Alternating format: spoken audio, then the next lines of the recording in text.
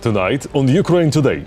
Explosive Wednesday. Ukrainian drones struck Russia's military-industrial facilities, including the Atlant Aero plant. Summer plans. According to Ukraine's top commander, Russia wants to reach the full administrative borders of Donetsk and Luhansk regions. The NATO summit. Zelenskyy meeting with Trump, and will Russia be condemned in the final communique? Team Putin? Why are Hungary and Slovakia blocking the 18th package of sanctions and openly blackmailing the rest of the EU? Victory, Iranian style. Can the Ayatollah regime recover from the strike delivered by Israel and the US? All this and more in Ukraine Today. Hello, we are from Ukraine. My name is Volodymyr Robchun. Don't forget to subscribe, hit that like button, and let's go. Ukrainian drones have hit the Atlant Aero plant in Taganrog, one of Russia's key military factories. It produces components for combat UAVs, electronic warfare systems, and drone control modules. Another target, the Azov Produkt oil refinery in the Rostov region. There were also loud explosions near the Engels air base, and something is clearly happening in the Zabaikalsky region. Local media report a fire and armor detonation at the military site. The details are still coming in. Ukraine's defense forces have liberated a village on the border of Kharkiv and Donetsk regions. According to the 3rd Separate Assault Brigade, they wiped out an entire Russian platoon during a raid and secured new positions. Russia's goal for summer 2025 is to reach the administrative borders of Donetsk and Luhansk regions. That's according to Ukraine's Commander-in-Chief, General Syrskyi. Here's what's happening right now on the front lines. An assassination attempt on Zelenskyy in Poland. The security service of Ukraine, SBU, thwarted another attempt to assassinate the president of Ukraine. This happened in 2024. The mission was this: to physically eliminate Zelenskyy at the Rzeszów airport. It was being prepared by a Polish military pensioner who had been recruited by Russian intelligence services. The armed forces of Ukraine continue to eliminate their enemies. Our fighters destroyed an enemy landing force. Another boat of the Russian Black Sea Fleet was destroyed. The vessel was moving along the western coast of the Kherson region. Despite its losses, Russia is increasing its military presence at the front, relying on numerical superiority. About 700,000 Russian military personnel, including operational reserves, are being deployed against Ukraine. Their motivation is mainly financial reward. This was stated by Alexander Syrskyi. According to him, the enemy is preparing for a prolonged war of attrition. This group uses the so-called meet-assault tactique in actual operations to achieve at least a tactical level of success, as well as to carry out and accomplish tasks directly on the line of contact. A telling example is an episode documented by the Russian side itself, battles in the Sumy region, where during unsuccessful assaults out of an assault group numbering up to 100 personnel, only 92 survived.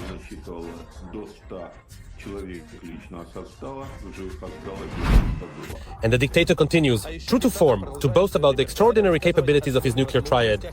In his latest address, he announced advanced developments that will soon appear in the Russian army. The strategic missile forces will be equipped with modern air systems, and the air component of the strategic nuclear forces will additionally be reinforced this year with upgraded Su-160M missile carriers. Yes.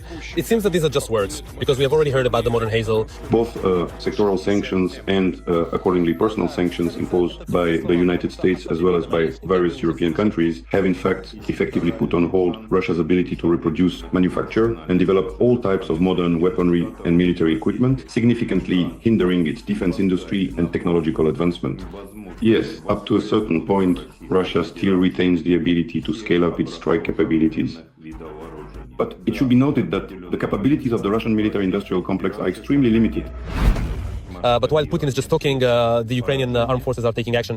The defense forces struck the Atlas Combinat oil depot in the Rostov region, which supplies fuel, lubricants, and petroleum products to the armed forces of the aggressor state.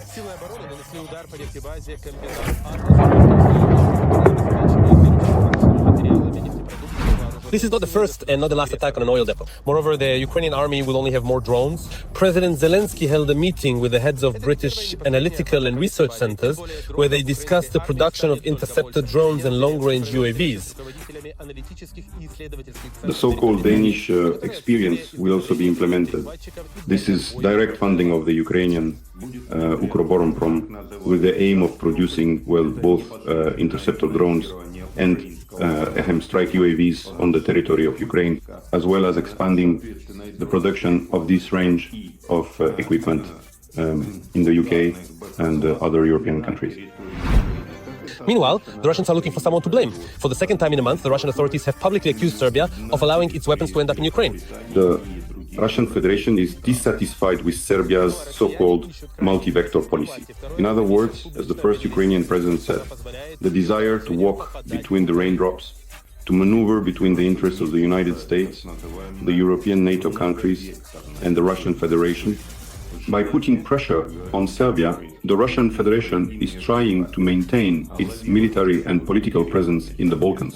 And in addition, Trump announced that within the next few hours, a complete ceasefire will be established in the war between Israel and Iran.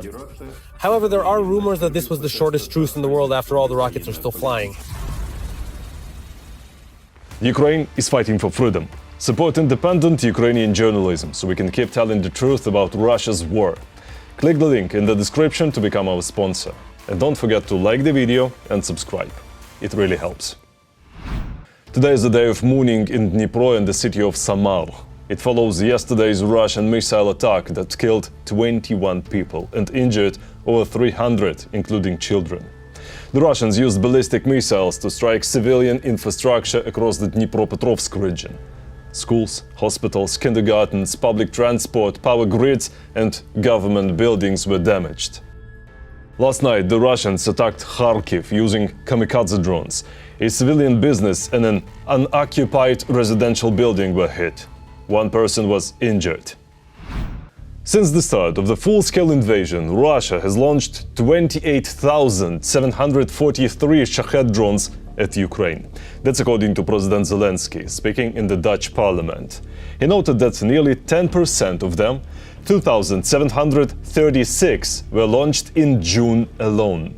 Zelenskyy said Russia wouldn't be able to use these drones without support from Iran.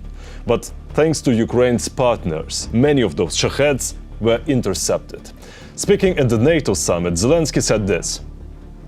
No doubt we must stop Putin now and in Ukraine, but we have to understand that his objectives reach beyond Ukraine.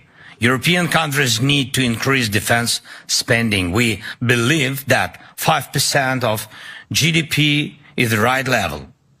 A united Europe can create a defense capability that will destroy Russia's illusion that war with Europe could bring it anything. To kill that illusion faster, we must take away Russia's ability to continue this war against Ukraine with impunity. It's better to hold Russia back where it's already stuck.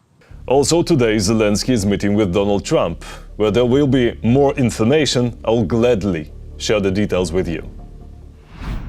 The UK will pay for Ukrainian air defense missiles using frozen Russian assets. That's according to Politico. The plan is to send ASRAAM air-to-air missiles, the kind usually used by fighter jets. But they've also shown excellent performance as surface-to-air weapons. Combined with mobile launchers, they're already proven effective at taking down enemy drones and missiles. Putin has promised to give special attention to Russia's nuclear triad during the next phase of military modernization. He said this while meeting with Russian youth. The world might want to brace itself. Putin is at it again. Once again, he keeps repeating the scare stories that alliance countries tell their people. Justifying their plans, the alliance leadership once again insists on some kind of threat from Russia, on some possible invasion of Europe by us. They made up this frightening scare story themselves and in fact repeat it over and over again, year after year, in order to deceive their own people and squeeze money out of them. Of course, that's probably exactly why Putin is demanding more nuclear missiles. Special attention here will be given to our nuclear triad. For example, the strategic missile forces will be equipped with modern Yars missile systems. And the air component of the strategic nuclear forces will be reinforced this year with upgraded Tu-100 and 60M missile carriers. In addition, serial production of the newest medium-range missile system, Oreshnik, is being launched. But just so you don't think this is all for nothing, it's all supposedly for sovereignty and security. Yes, for the security of the Russian Federation, exactly. The only question is from whom exactly is unclear. The Kremlin is very well aware that if it weren't for nuclear weapons, a much wider range of weaponry and the various resources like sanctions, pressure from the US and Europe would have been used against the Russian Federation. No one would be treating Russia with kid gloves. That's why they're putting all their emphasis on nuclear weapons. At a meeting with the military at the academy, Putin, with a serious expression, said that Russia has everything, both delivery systems and warheads. But apparently, all of that still isn't enough. Of course, it's all for the sake of security. We cannot help but be concerned that a number of Western politicians continue to harbor plans to inflict a strategic defeat on Russia. History clearly hasn't taught them anything. But just how real is the threat to the Russian Federation without missiles? Well, there is absolutely no danger. Once again, no one wants to attack the Russian Federation. No one is planning to. It's vast, it's endless. Europe simply doesn't have enough people to, cross the entire Russian Federation, and then they'd have to develop it, invest money there. No one is going to do that. Absolutely no one. No one needs the natural resources of the Russian Federation. It would be easier to buy them from someone else than to invest money and resources there. Besides, no one knows what might happen there afterwards. So all these threats are exaggerated. Putin is once again playing the besieged fortress card. The whole world is the enemy, and apparently there's no way to manage without the nuclear club. The strategy is as old as Putin himself: intimidate, mobilize, and God forbid anyone should doubt the greatness of the state. Putin's logic is as follows. Once, he had an aide, a sort of genius and evil genius, Vladislav Yurievich Surkov, who once came up with the following maxim: it's much easier to unite people against someone than for someone or something. That's exactly what the Russian Federation is doing. It's easier to rally people around Putin when there's an external threat. It's fabricated, it's not real, but it's being cultivated, and people start to unite around Putin. That's exactly what all of this is for. It's also interesting where all of this took place in an academy that specifically trains officers for the nuclear forces. It's symbolic that it is there, of all places, that Putin delivers speeches about missiles and security. But the question arises, how much do all these loud words actually reflect the real state of the Russian army? Having more doesn't change anything. Whether it's 5,000 or 6,000, it doesn't make a difference. Most likely, what the Russian Federation really needs is a delivery system. And that's where they really have problems. You have a nuclear bomb, it's sitting there, it's lying in storage, and there are 5,500 of them like that. But to send it at the enemy, you have nothing. How are you going to send it? You can't just load it onto a truck and drive it somewhere, I don't know, to Washington or New York. For that, you need some kind of super ultra modern missiles, Yars, Oreshnik, Angara, whatever. And that's exactly what the Russian Federation is focusing on. Well, let's say producing more Yars missiles, Oreshnik missiles, and modernizing the Tu-100 and 60M missile carriers. But how realistic is it right now in Russia to ramp up the production of these weapons? No one knows. No one knows at all. That is, while they can still make regular missiles, they produce them, they buy electronics for everything else. As I said, with the aircraft, as a specialist explained to me, it's simply impossible to make them. I was actually surprised myself. They told me, no, it's not possible. The technology has been lost, the people have already died. Some have moved abroad. Those who are still alive are old. The equipment is also lost. The blueprints are gone, everything. They can't be brought back. So, missiles for security, and security through missiles. Cycle. But one question arises. What if tomorrow security is threatened again, then what? More missiles, or maybe two Putins? Ukraine and the Council of Europe are expected to sign an agreement today on creating a special tribunal for the crime of Russian aggression. Meanwhile, Hungary and Slovakia are blocking the 18th package of EU sanctions and openly blackmailing the rest of Europe. Details now.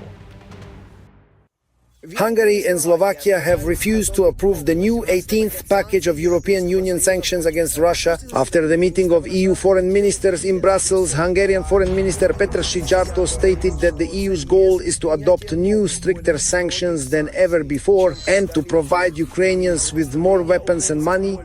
But Hungary and Slovakia are against this.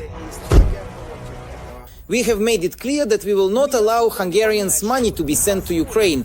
We are not prepared to contribute to any new financial support, any new arms deliveries, or any new military operations.